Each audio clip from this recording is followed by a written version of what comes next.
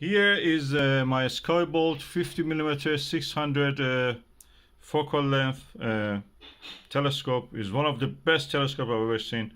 For the first time I could see the iris disk around the stars. It wasn't a ridiculous one of those Alt Azimuth old ones.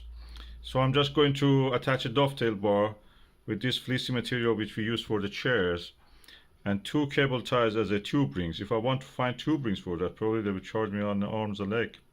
So I'm just going to use this. This is as good as anything. And this material actually is kind of a slippery when it is wrapped around it and tight, and I can actually twist the tube for the right position of the focuser. So let's do this. I've done it for several other telescopes.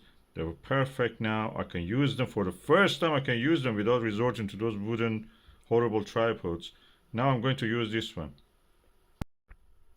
Now I have done it. This is really easy now to rotate. Lovely, this material is really good. I tried it with the fabric. Fabric doesn't let you to rotate it. This material is very good, and also at the same time is soft. So next, when it is clear, I will go and test it on the night sky and on the mount.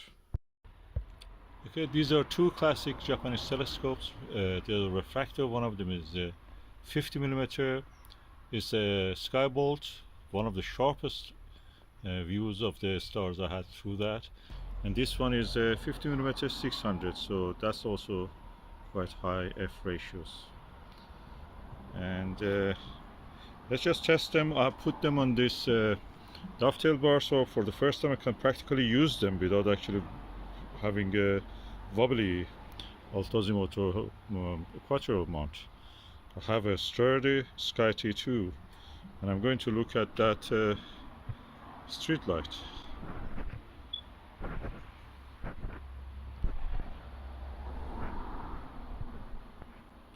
Let's do this.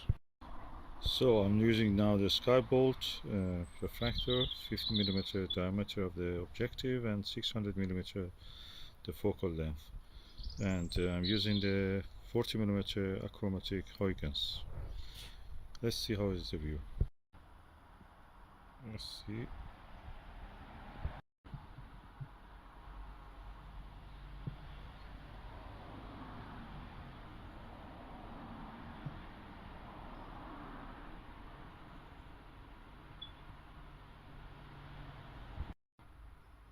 And that was the view, looking at that street light. Hopefully next time when it is clear I can observe the planets Jupiter, Saturn and Moon, just to see how it is.